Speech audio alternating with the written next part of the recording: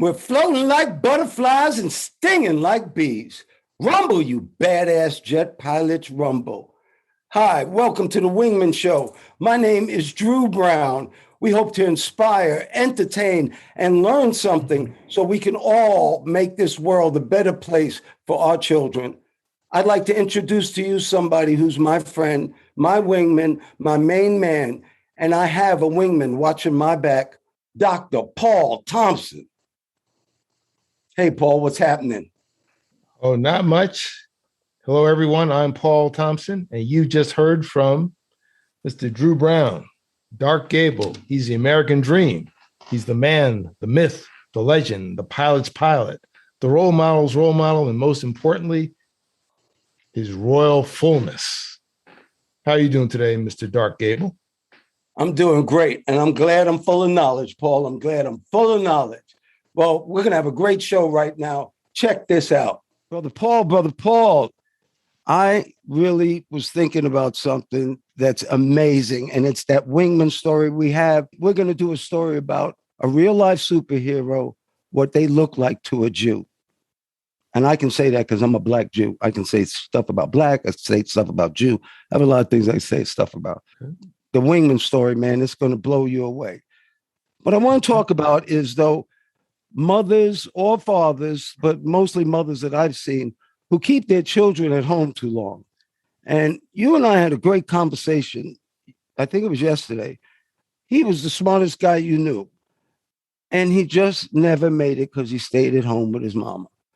Now, I don't blame that person as much as I do the mother that raised that person. I just believe there's a certain time in life the offspring is supposed to go and be the nucleus of their own. Like I was the nucleus of my family until my children grew up to a certain point and they went out as stars on their own and they become the nucleus. Now, Taryn has a child with my son, Nick, and with son-in-law, but I call him son. I don't believe in that in-law stuff. But anyway, they have a child. So they're the nucleus. Taryn is the nucleus. Nick is the nucleus, the baby, not me anymore. I'm just part of that circle. But anyway, you saw it with Mike Tyson.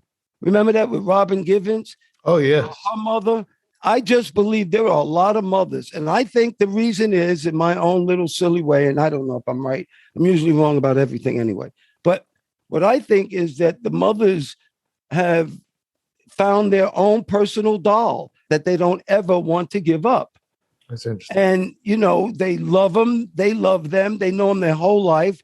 And it's something about being insecure about having their own nucleus. Mm-hmm. And I've just seen that a lot. What do you think, Dr. Paul? Yeah, in terms of, people just kind of being tethered like they've got an anchor around, people I've known and, what we're talking about is, somebody I knew in the Southeast. And as you know, sometimes folks don't really go beyond the loop of the interstate that goes around the city. They haven't been out too much. And going other places is kind of fearful. So you can have this, great education, but if you can't apply it, what good is it? So if you're in like a podunk town, you've got some degree from MIT or whatever, and you still stay in a podunk town and there's nothing to do, what did you do it for? That's the question I would have. But a lot of times it's fear of the unknown. And I've seen that with folks that I've met really across the United States. They're fearful maybe of their physical safety because of things that have happened in the past, but oftentimes they're intimidated by other people and just want to stay in their little orbit. And there's a big problem with that because you don't grow. You really need to be uncomfortable. You need to get out and get uncomfortable. The same way you need to exercise, you need to make your muscles uncomfortable so they'll grow or they'll at least stay the same, stay functional. If you sit and rot, you just get weaker. The last time I was hospitalized for a while some years ago. Atrophy. It was like almost a better part of a month. And I looked at myself in the mirror one time and looked like I was a prisoner of war. Atrophy. It really, it's just that quick. I think as you get older, it gets worse. But mentally, it's the same way. You've got to get out and do something, And to those who are raising kids or people, let them go. Don't let them go and do something dangerous, but let them go psychologically so that they can grow and develop. Because if they never you go have and to raise develop, them that way, though, Dr. Paul. You have to raise them to be self-sufficient and want to go. A child shouldn't want to stay at home. right? There's a little bit of blame on both ways. I couldn't wait. It was the way I ran away at 17 to New Mexico State University. To me, it was my flying point. I couldn't wait for that moment. Yeah, I mean, what's the distance between Brooklyn and anywhere in New Mexico? That's beyond Texas. That's a long way, but you were ready to do it, obviously. Just in that exposure, even if it's a good experience, if it's a bad experience, you probably learn something from it, hopefully. But just to do the same thing, to stay home, for me to take the Q4 bus to Jamaica Avenue, back and forth, I could have done the same thing, gone to a great university, gone to St. John's, which is just a couple of bus rides. In fact, my middle school was farther away than the university was. And you could stay in that, and that's fine. But the world is bigger than that. I'm glad I got to see some of it. Well, talking about how big the world is, I'm going to say the politicians just last night or the night before, I'm not sure, but they were able to raise the debt ceiling.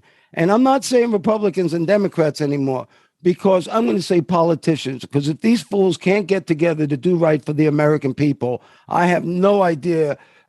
Taking sides just doesn't help. So I'm just telling you. Anyway, they raised the debt ceiling. Oh, that's good. not what I want to talk about. I do want to talk about the United States economy. But there was talk. How about this one? I could not believe I read this.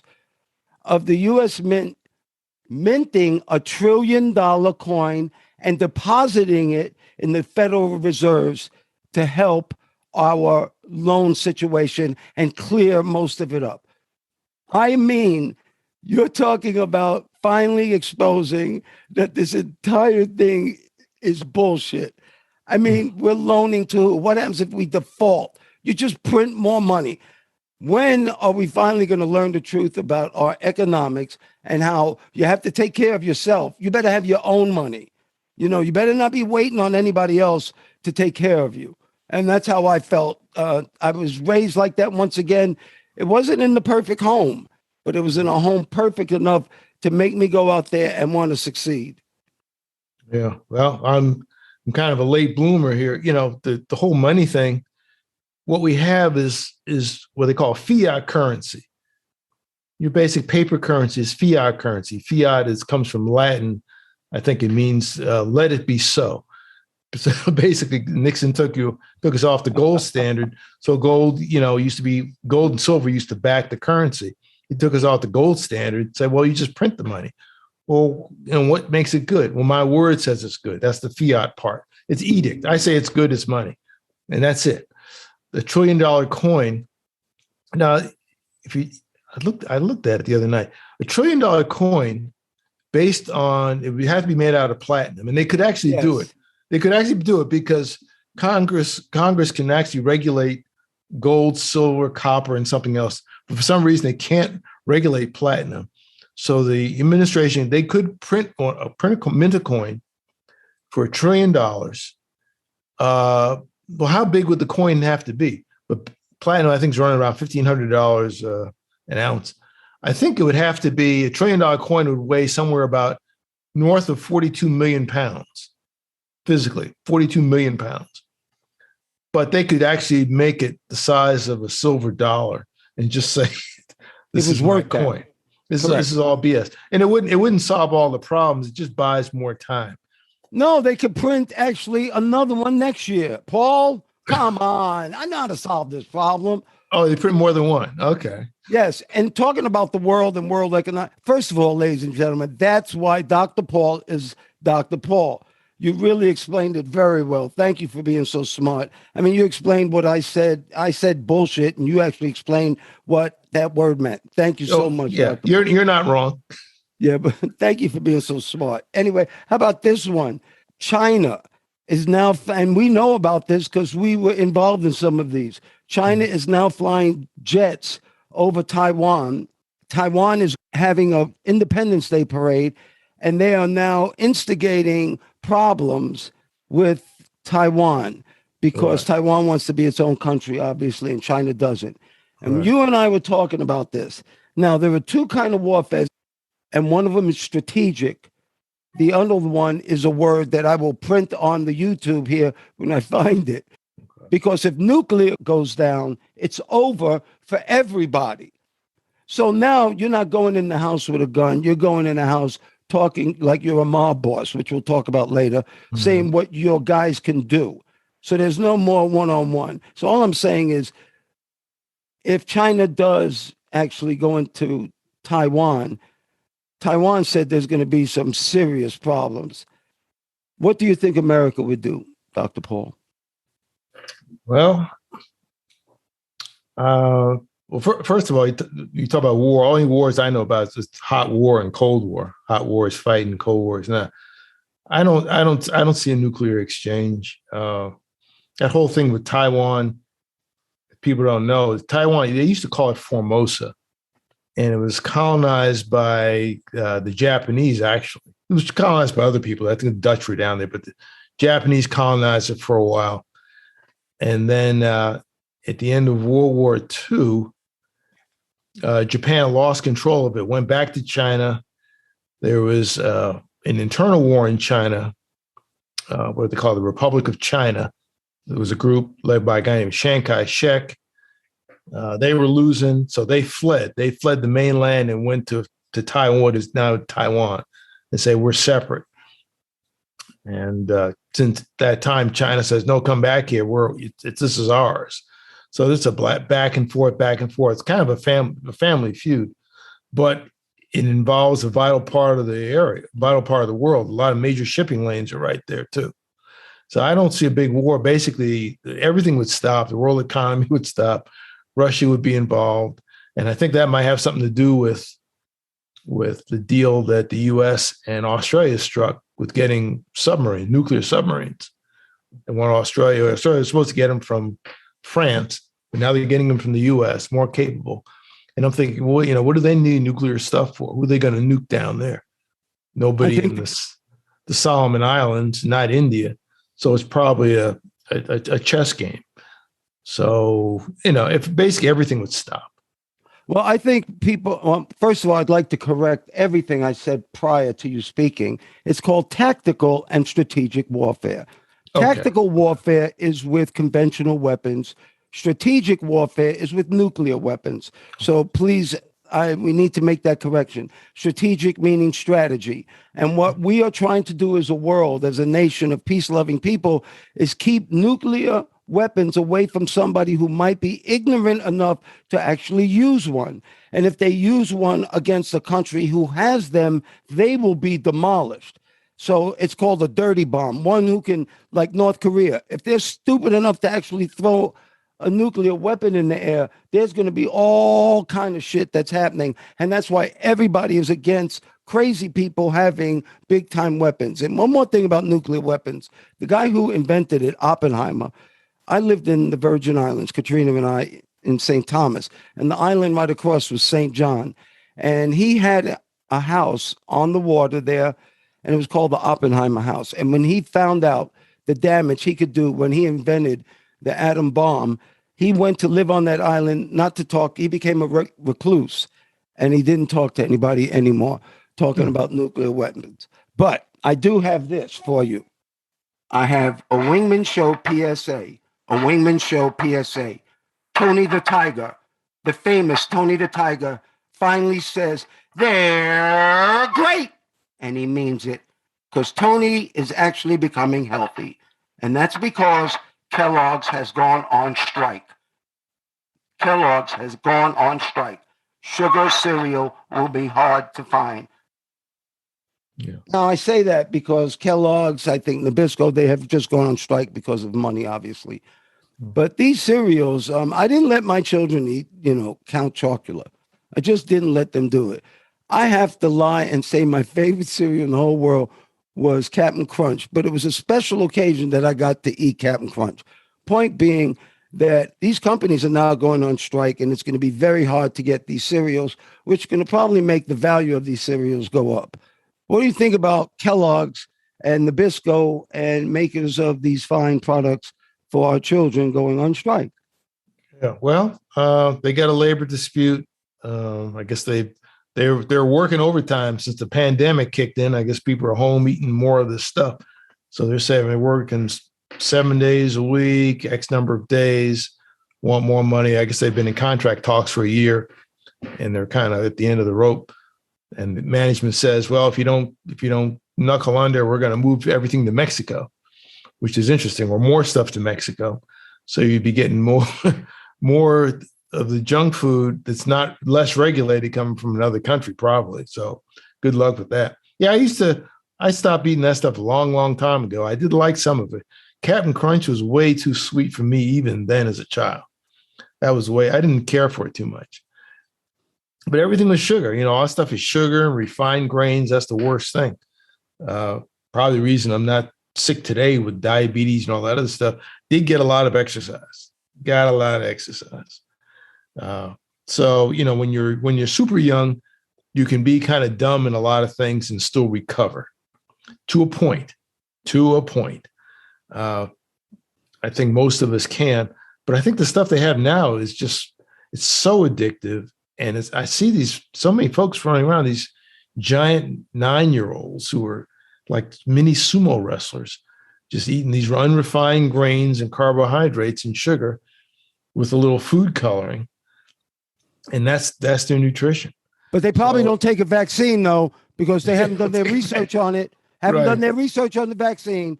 600 pounds, 12 years old, not going to take a vaccine. My mama told me she hadn't done her research. And if you ever look at those kids that you're talking about, just look at their parents. And talking about getting soft, Paul, you'll love this. I know how you love Tony Soprano.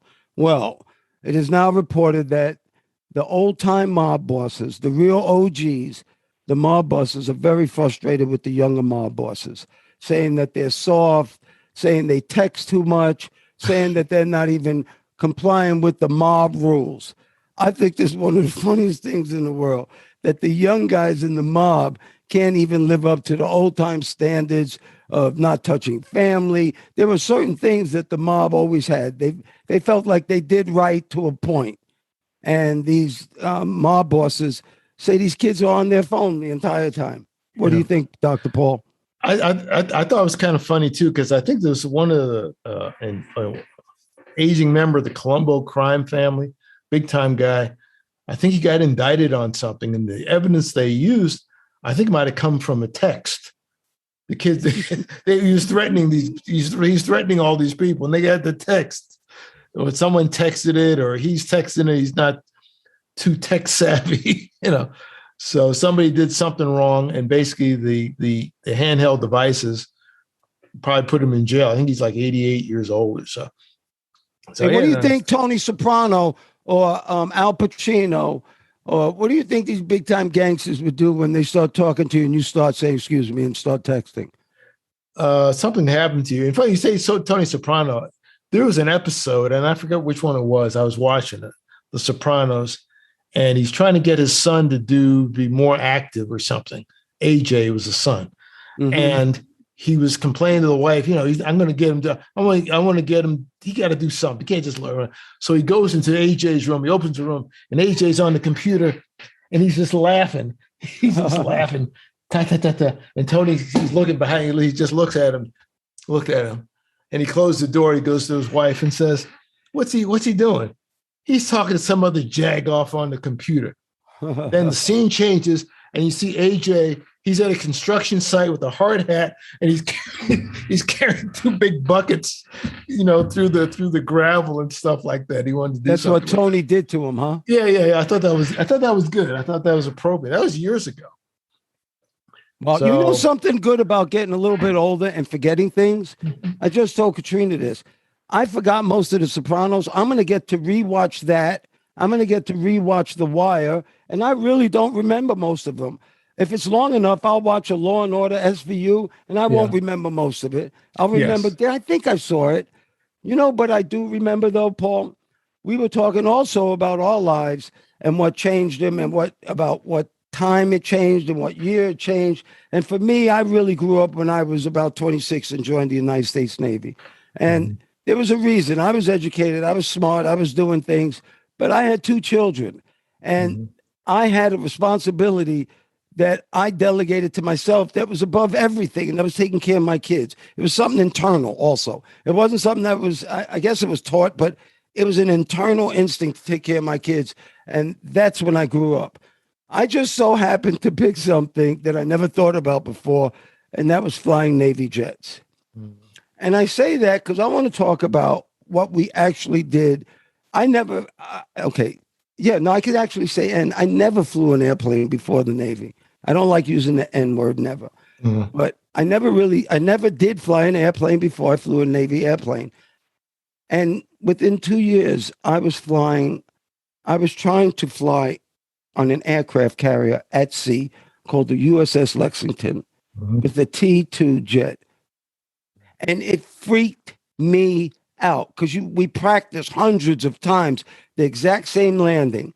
You know, you fly by this thing called the Fresnel lens, which you can get into later, but they show a whole bunch of lights in the sky. And wherever you are in the sky, you will see that light. And you have to put that light in between a set of green lights that stay green. And you have to stay there at night when you can see nothing else. And if you keep it there, you live. And if you don't keep it there, you die. Period. For real. So I just wanted to talk about my very first carrier qual. And this, God honest, this is the Harlem in me. This is the stay safe and stay alive. We come into the break.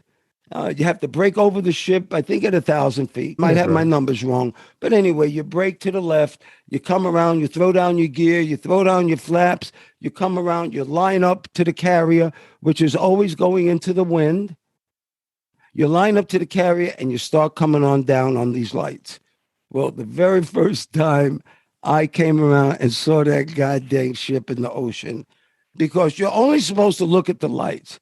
You are not supposed to look at that ship, and you're not supposed to look at the ocean for real. Anyway, I'm a young kid out of Harlem, I think, and I'm looking at everything. And I am trying to go down on these lights, doing the exact opposite of what they taught me. You're supposed to go in a Navy jet up and down with your power, not with your nose, because you have to keep your jet at a certain angle of attack. So I am trying to go down to the carrier with my nose because my left hand is not pulling the power. No matter what I did, my left hand is saying, you will not die today. You will not die today. And I guess I did it so bad that the LSO, which is a landing signals officer, which you might talk about later. Anyway, he said, is something wrong? Is something wrong? And I said, yes, it looks like I'm having an electrical problem because I was not going to go down that first time. Anyway, make a long story short, the next time I did what I was trained to do. But that very first time, there was no way in hell was my inner being from New York City, from 102nd between Park and Madison. I wasn't going down to a moving ship in the ocean. Anyway, that's my first carrier qual. And I said all that to say I grew up really in the United States Navy because I didn't have a choice. I didn't have a choice. I had to take care of my family.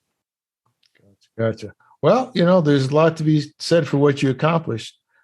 Whether you've never flew an airplane before or not, or if you came in the Navy with 10,000 hours, if you never landed on a ship before, you never landed on a ship before. So it's a new experience. And, you know, today you can, you know, you got all these computer games, you can simulate everything. You can actually go through the whole program, I think, at home. Everything is out there now. But when we went through, there was nothing. It was just training and you're reading stuff on papers and listen to lectures. And you have a guy take you out there and you see this thing for the first time. And that it was just a small little patch. It looks like almost impossible when you fly over the thing. How am I going to land on this? But you do it. You know, you follow the training. And this is where it's, you know, it's important to be able to take instruction, to take criticism, to follow instruction. If you couldn't do that, you wouldn't have gotten to that point. No doubt about it. But I took instruction because I didn't know what the hell I was doing. Okay, well, common sense. Yeah, common sense. Common sense a lot of people don't have. You know who didn't make it a lot? Kids who already knew how to fly because they wanted to do it their way. Right. I learned really good because I only learned one damn way. That was the Navy way because I knew I didn't have an alternative. Yeah, that's what they say. There's three ways of doing things in life. There's the right way, the wrong way, and the Navy way. These Air Force people may have their own phrase, but that's the way it is. Yeah, you grow up. It's a tough thing to do. It takes a while. I read yesterday where they're talking about doing away with carrier calls, believe it or not, because the technology is advanced so much that they believe they can do just about everything in the simulator. You can actually you may be able to get your wings before you qualify on the ship. That's a proposal I've heard, to cut down on training costs and take advantage of these software enhancements and basically letting the airplanes kind of fly themselves on, which is really pretty amazing. I guess the jets we flew were more like Fred Flintstone. No, they weren't. They were some badass son of bitches, is what they were. We knew how to fly jets. You had to. It was physical. We didn't rely always on instruments and technology. Yeah. We actually flew these bad boys. Sometimes we dropped bombs without technology. We had to do it by sight. You remember that? There were some badass jets. That's when bombing was bombing, not people, but targets. I love doing it. I love dog fighting, which means air combat maneuvering. But what we're going to talk about today is, Paul, you got a good wingman story. You got a really good wingman story. Yes. There was a guy named Jan Zwartendick. I think I'm spelling the name or pronouncing the name properly. Jan Zwartendick. He was a Dutchman. Never heard about him before. But this is an example of someone who can be a hero that doesn't wear a cape. And he's credited with saving the lives of tens of thousands of Jews during World War II. Never heard the story before, but he was a Dutchman. And I guess the Netherlands was overrun by the Nazis, but they needed someone to run the businesses that they had going. So he was selected to, keep doing what you're doing. Like, apparently he was good at it. And he was so good at it, even though he was in kind of a Nazi-occupied job, so to speak, they gave him special responsibilities, in conjunction with, what he was doing, shipping things, buying things. And he was able to give like travel visas to people. And a lot of Jews who were being persecuted in Poland made their way to Lithuania. And that's where he worked.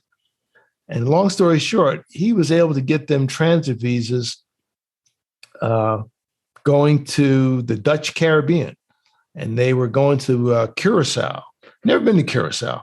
It's way south in the Caribbean. It's just north of Venezuela. But about 10,000 people were able to leave Europe, avoid certain death based on a passport and a green stamp, a travel visa stamp. And he got them there. But there's other people. There's a Chinese gentleman. His last name is Sugera or something. And he did much the same thing. Again, in Lithuania, he was some kind of an agent.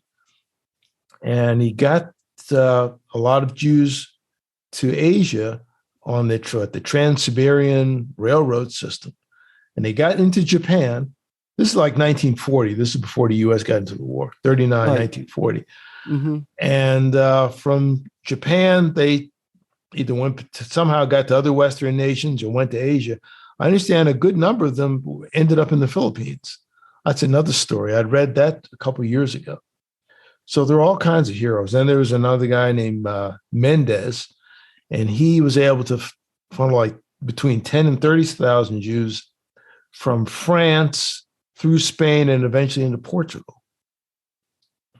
So these are people that saved tens of thousands of lives. No movies have been made about them, but they did great things at great risk to themselves. Those are truly wingmen, don't you think? I think so. And you know what's good about that? They didn't really transport Jews. They transported human beings. They were saving lives. Something in their heart knew that they were doing the right thing. And I truly believe all of us know right from wrong. Dr. Paul, those stories were great. Thank you for that wingman story. You're welcome. Thank you once again, Dr. Paul Thompson, my friend. Thank you for your love, your time, and that's something that we won't ever get back. I want to thank all the listeners, too. Thank you so much for doing the show, Dr. Paul. We're jamming. Well, thank you, Mr. Drew, for inviting me on. Always good to talk to you.